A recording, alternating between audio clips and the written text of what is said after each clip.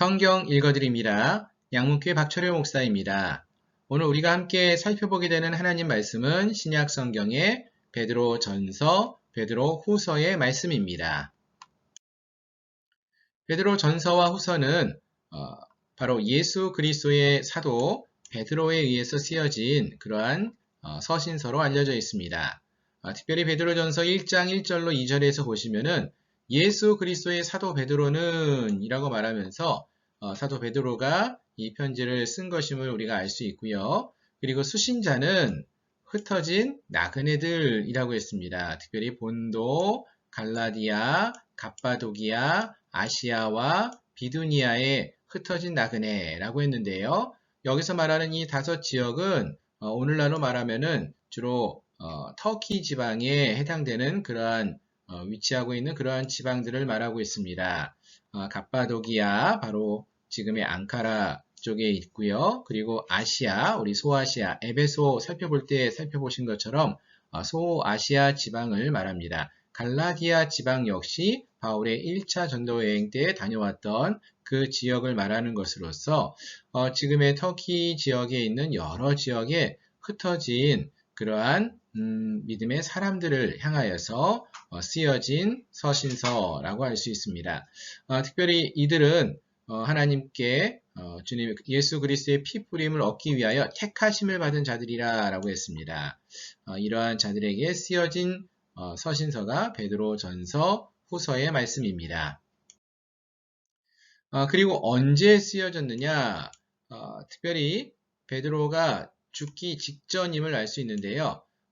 베드로 전서 같은 경우는 베드로 후서보다는 조금 더 빠르게 네로의 박해가 시작되기 이전에 쓰여진 그러한 서신서로 알려져 있고, 그리고 베드로 후서는 바로 베드로가 죽음을 앞두고 있을 때, 죽음 직전에 쓰여진 그러한 서신서로 알려져 있습니다. 베드로후서 1장 14절을 보시면은 이는 우리 주 예수 그리스도께서 내게 지시한 것 같이 나도 나의 장막을 벗어날 것이 임박한 줄을 알미라.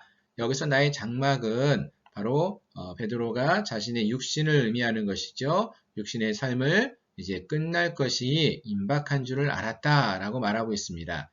결국 베드로가 죽기 직전에 쓴 마지막 유언과 같은 서신이 베드로 후서의 말씀인 것을 확인해 볼 수 있습니다. 그럼 어디서 이것이 쓰여졌느냐? 장소는 바벨론이라고 나와 있습니다. 택하심을 받은 바벨론에 있는 교회가 너희에게 문안하고 라고 했습니다. 베드로전서 5장 13절의 말씀인데요. 자, 근데 이때에 내 아들 마가도 그리하느니라 라는 말씀이 있는데요. 사실 여기서 나오는 이 바벨론이 어떠한 지역인지는 정확하게 알 수는 없습니다. 하지만 이 바벨론이 구약 성경에 나오는 바벨론과 동일한 나라인 것 같지는 않고요. 그럼 이 바벨론이 의미하는 그러한 나라가 있을 텐데 그 나라가 정확하게 어딘지는 모르는데 여기 나오는 내 아들 마가가 지금 함께 베드로와 함께 있다라고 이렇게 말하고 있는데 골로새서 4장 10절을 보시면은 바울이 나와 함께 갇힌 아리스다고와 바나바의 생질 마가와 라고 말하면서 바울이 지금 골로새서 같은 경우는 로마의 감옥에 갇혀 있을 때에 쓴 서신인데 그때 바나바의 생질 마가가 바울과 함께 그곳에 있었다라고 말을 하고 있는데 이곳에서도 베드로와 함께 마가도 함께 베드로와 함께 문안하고 있다. 바벨론에 있는 교회가 너희에게 문안한다 라고 말하고 있는 것을 보면은 마가가 있는 곳이 로마였고 그렇다면은 베드로가 마가와 함께 있는 그곳이 바벨론에 있는 교회라고 했는데 여기서 그럼 말하는 바벨론은 로마를 의미하는 것이 아닐까 이렇게 생각해 볼 수 있습니다. 정리해 보면은 베드로 전서와 후서는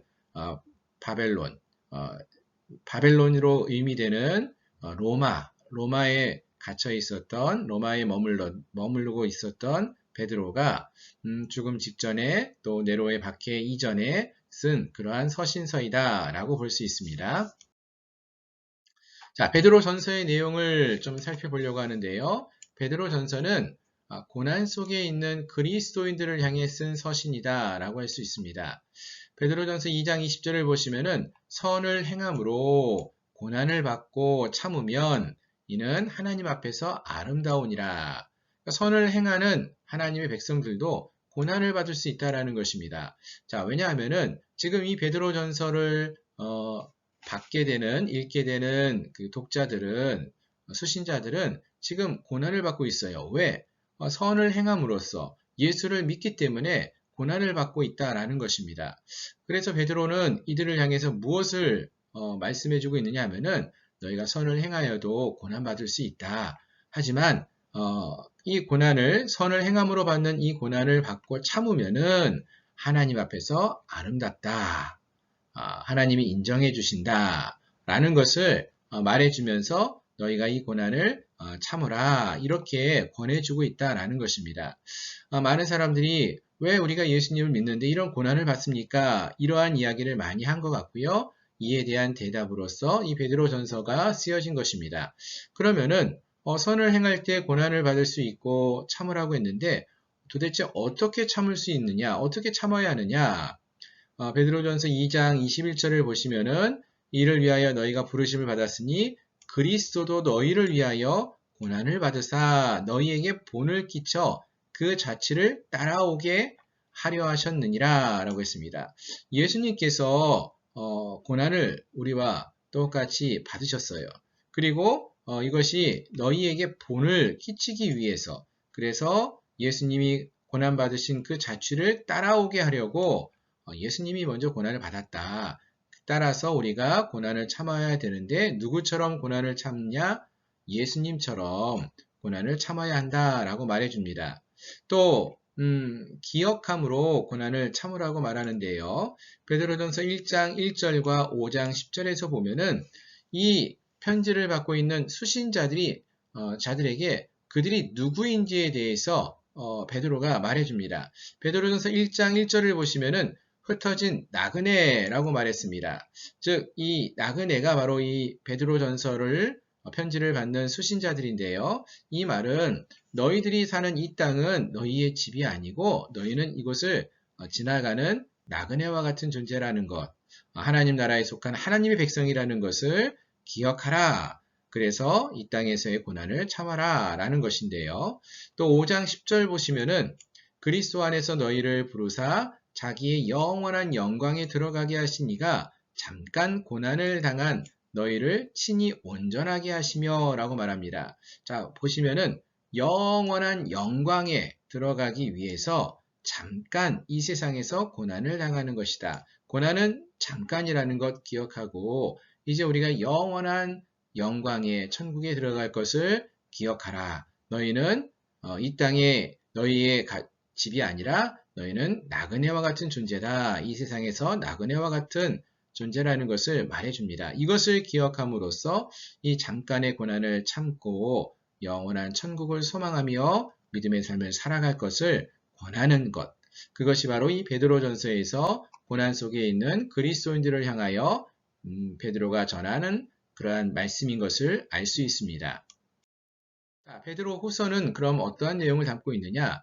베드로 후서는 앞에서 잠시 언급을 했지만 베드로의 마지막 서신이라고 알려져 있습니다. 바울의 유언과 같은 서신이 있었습니다. 바로 디모데 후서였죠. 디모데 후서가 바울의 유언과 같은 서신이라면은 베드로 후서는 베드로의 유언과 같은 서신이라는 것입니다. 그럼 이곳에서 어떠한 내용을 베드로가 중요하게 여기면서 이 흩어진 많은 고난 속에 있는 하나님의 백성들에게 이 편지를 썼는가?